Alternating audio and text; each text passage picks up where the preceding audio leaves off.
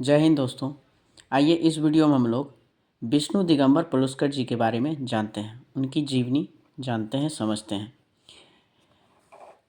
विष्णु दिगंबर पलुस्कर बाल्यकाल।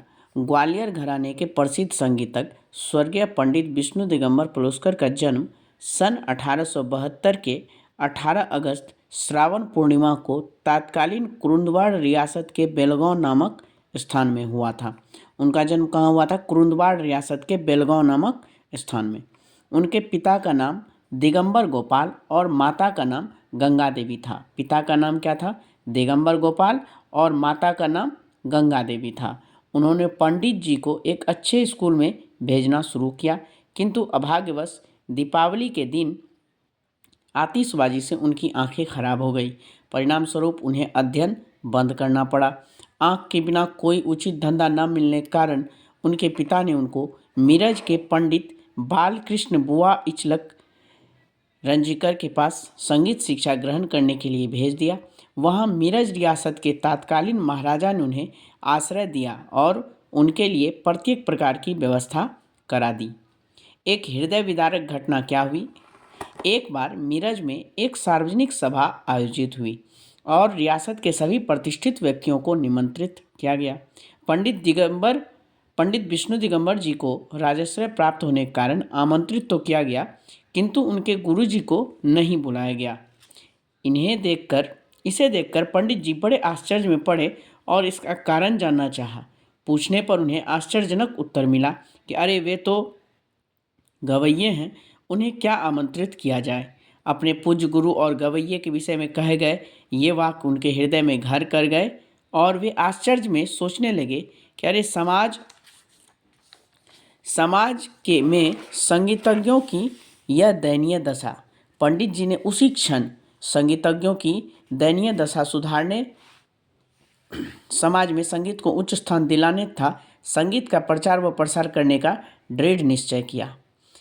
अब इनका भ्रमण शुरू होता है। सबसे पहले ये 1899 में राजाश्रय के सभी सुखों को छोड़कर संगीत को उच्च स्थान दिलाने के लिए पंडित जी देशाटन के लिए निकल गए। सर्वप्रथम वे सतारा गए, फिर वहाँ पर उनका भव्य स्वागत हुआ। वहाँ पर गायन कार्यक्रम भी बहुत सफल रहा उनका। इसके बाद वे भारत के अनेक स्थानों पर भ्रमण किए। हर जगह अपने गायन से श्रोताओं का मन मुग्ध किया। उल्लेखनीय नाम है जहाँ पर ये गए: बड़ौदा, ग्वालियर, दिल्ली, भरतपुर, लाहौर, श्रीनगर, इलाहाबाद आदि आदि जगह पर भी गए। जहाँ जहाँ पंडित जी गए अपने गायन से श्रोताओं को प्रभावित किया और संगीत की प्रतिष्ठा काफ़ी हद तक बढ़ाई। अब इनका कार्य जो है संगीत के लिए इन्होंने क्या कार्य किया, वो संगीत का प्रचार और प्रसार करने के लिए विष्णु दिगंबर जी ने यह अनुभव किया कि सर्वप्रथम प्रचलित गीतों से श्रृंगार रस के भद्दे शब्दों को निकालकर भक्ति रस के सुंदर शब्दों को रखा जाए। यानी कि श्रृंगार रस में जो भद्दे शब्द हैं, यानी कि जो शब्द गलत समाज में ये रखता है, उसको हटाकर भक्ति रस के सुंदर शब्दों को रखा जाए। दूसरे, संगीत के कुछ विद्यालय स्थापित किए जाएं जहां बालक और बालिकाओं को संगीत की उचित शिक्षा दी जाए। अतः उन्होंने बहुत से गीत के शब्दों में परिवर्तन किए और जो है ये आपको 1901 में लाहौर में, उस समय हिंदुस्तान में था, लाहौर में प्रथम संगीत विद्यालय गांधर्व महाविद्यालय की स्थापना की। ठीक है, 1601 मई में। संस्था को ठीक प्रकार से चलाने के लिए उन्हें बीच बीच में आर्थिक संकटों का सामना करना पड़ा। ठीक है, संगीत कार्यक्रमों में जो कुछ धन मिलता था वे उसमें लगा देते थे। प्रारंभ में कई दिनों तक विद्यालय में कोई भी व्यक्ति प्रवेश के लिए जो है नहीं गया, किंतु पंडित जी निराश न हुए। स्कूल के समय वे स्वयं तानपुरा लेकर अभ्यास करते। कुछ दिनों के बाद विद्यार्थियों की संख्या धीरे धीरे बढ़ गई। ऐसे ही समय में उन्होंने अपने पिता की मृत्यु का दुखद समाचार प्राप्त हुआ। वे विद्यालय के कार्यों में इतने व्यस्त रहे कि वे उस समय भी घर नहीं जा सके। सन 1908 में पंडित जी ने बम्बई में गांधर्व महाविद्यालय की एक शाखा खोली। वहाँ पर उन्हें लाहौर की तुलना में अधिक सफलता मिली, पहले लाहौर में फिर बम्बई में, और विद्यार्थियों की संख्या वहाँ काफ़ी बढ़ गई। लगभग 15 वर्षों तक विद्यालयों का कार्य सुचारू रूप से चलता रहा। अपनी निजी भवन लेने में विद्यालय को काफ़ी कर्ज भी लेना पड़ा। काफ़ी समय तक ऋण अदा नहीं किया जा सका।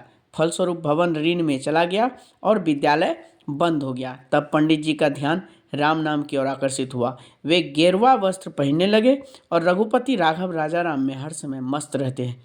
इसके बाद वे नासिक चले गए, वहाँ राम नाम आश्रम की स्थापना की। राम नाम आश्रम की स्थापना कहाँ पर की? तो वो नासिक में की। ठीक है। वैदिक काल में प्रचलित आश्रम प्रणाली के आधार पर पलुस्कर जी ने लगभग 100 शिष्यों को तैयार किया। कितने शिष्यों को? 100 शिष्यों को।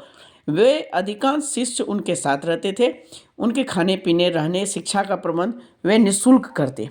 उनके शिष्यों में Pandit V N Thakar, Pandit V A Kasalkar, Pandit Omkarnath Thakur, Pandit B R Deodhar, Pandit V N Thakar, Pandit V N Patwardhan आदि नाम विशेष रूप से उल्लेखनीय हैं।